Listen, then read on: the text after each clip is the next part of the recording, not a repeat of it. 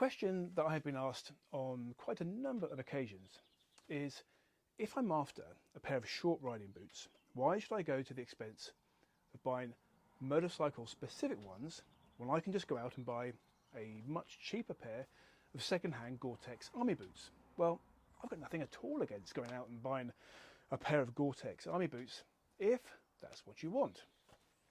But it is important to understand what you're paying the extra for with a pair of boots built specifically for motorbiking. And the answer is really that it's all about the label.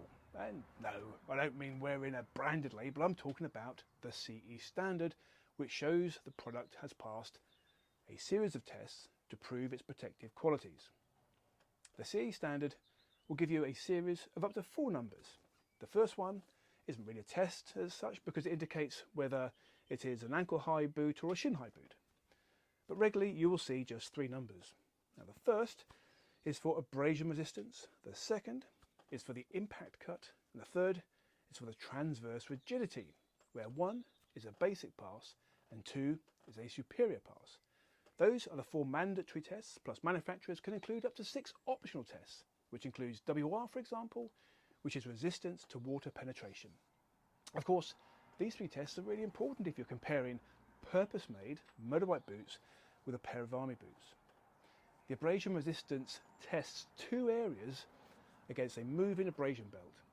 A, the sole plus the front and back of the boot, everything else is area B. The impact cut test uses a blade which is dropped onto the same sample areas of the boot and tests how far the knife protrudes through. Lastly, the transverse rigidity tests how well the boot can resist your foot being crushed if the bike's weight falls on it. The test compresses the boot at the widest part of your foot.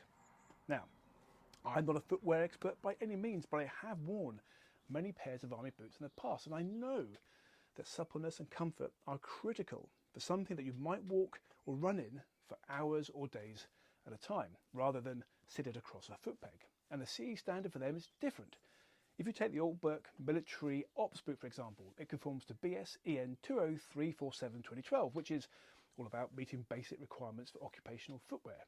It would be a different standard for protection against heavy object impacts. It's all a bit of a minefield, really. And that's the point.